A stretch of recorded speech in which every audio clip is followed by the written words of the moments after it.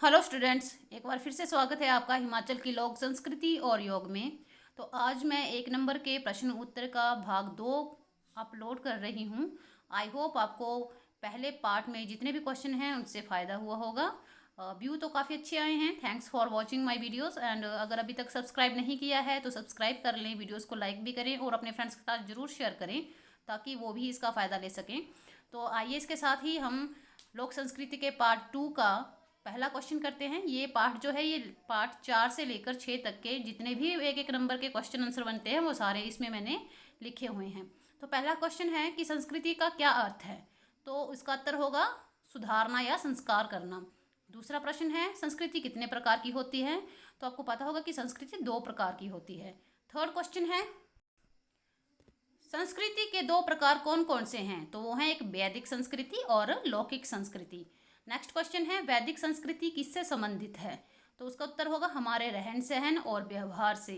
और next question है लौकिक संस्कृति किससे संबंधित है। तो रहन सहन, खान पीन और विश्वास से।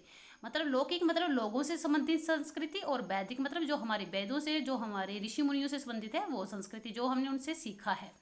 नेक्स्ट क्वेश्चन है हमारा संस्कृति अध्ययन के 3 प्रकार कौन कौन से हैं। तो वो हैं बौद्धिक संस्कृति, साहित्यिक संस्कृति और सौंदर्यात्मक संस्कृति।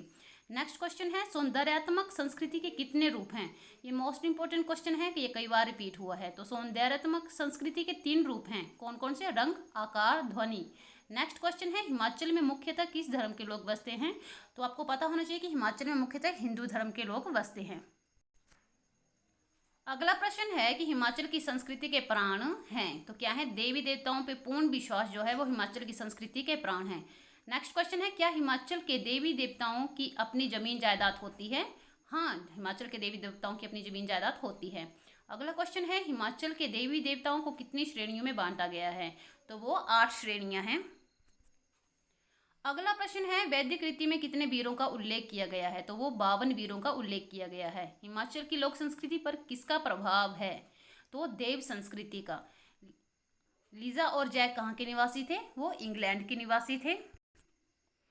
ये एक नेक्स्ट क्वेश्चन जो है ये पिछली साल रिपीट हुआ था और ये है भूत प्रेतों को भगाने का आयोजन था कहाँ से संबंधित है। तो ये किन्नौर में है। किन्नौर में जो है भूत प्रेतों को भगाने के लिए था एक आयोजन किया जाता है।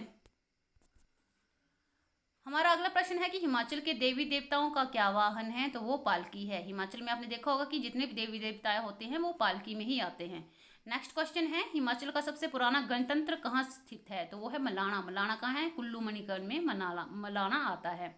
फिर नेक्स्ट है कि मलाना गणतंत्र में झगड़ों का अंतिम निर्णय कैसे होता है। तो वो देव निर्णयों से ही होता है।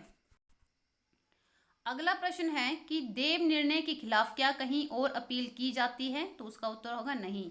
मलाना एक ऐसा गणतंत्र है जहां पर अगर झगड़े होते हैं, कुछ भी कार्य हो जाए, कुछ भी प्रॉब्लम हो जाए, तो वहां का जो भी न्याय होता है वो देवी देवताओं जो गुरु होते हैं उनके उनके थ्रू ही होता है। वहां पर पुलिस कभी नहीं जाती है और ना तो आज तक गई है। फिर अगला प्रश्न है कि हिमाचल के पुराने घर किस शैली के बने हैं। तो वो है कास्ट काठकुड़ी शैली की। काठकुड़ी मतलब लकड़ी के बहुत सुंदर नक्काशी वाले डिजाइन से बने हुए हैं।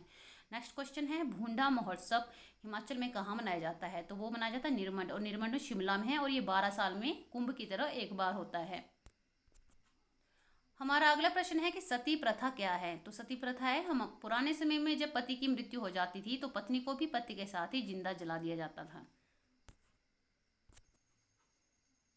हमारे पार्ट 2 का नेक्स्ट क्वेश्चन है कि पर्यावरण की प्रमुख चुनौती कौन सी है। तो ग्लोबल वार्मिंग जो है वो पर्यावरण की सबसे प्रमुख चुनौती है। ग्लोबल वार्मिंग मतलब जो भी हमारा एनवायरनमेंट चेंज हो रहा है, गर्मी बढ़ रही है, सर्दी बढ़ रही है, गर्मियों में बारिशें हो रही हैं और जब बरसात चाहिए तो पानी होता नहीं है, फिर जिसकी वजह से बाढ़ें वगैरह आती हैं।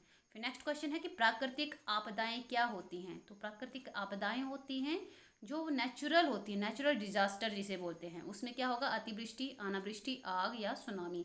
अतिवृष्टि होती है बहुत ज़्यादा बारिश होना। अनावृष्टि होती है कि बारिश का ना होना। आग मतलब अचानक से आग लग जाना। और सुनामी जो समुद्र में बड़ी बड़ी लहरें तूफान आते हैं। नेक्स्ट क्वेश्चन है कि विश्व में हर साल लगभग कितने लोग प्राकृतिक आपदाओं के कारण मारे जाते हैं। तो उसका उत्तर होगा लगभग 10 करोड़। अगला प्रश्न है कि अकाल से बचने का सबसे महत्वपूर्ण हल क्या है। तो वृक्षारोपण। वृक्षारोपण मतलब अधिक से अधिक पेड़ लगाना। फिर है 3 मूल मंत्र क्या है, 3R मूल मंत्र क्या है, तो वो है R1 रिड्यूस मतलब कम करना, R2 रिवर्स मतलब पुनः प्रयोग करना, और R3 मतलब रिसाइकल पुनः चक्रित करना। तो स्टूडेंट ये था हमारा पार्ट 2 लोक संस्कृत का। आई होप इसके सभी क्वेश्चन जो हैं आप अच्छे से पढ़ लेंगे और आपके लिए बहुत ही इंपॉर्टेंट हैं। Thank you, thanks for watching, have a good day, stay safe, stay healthy.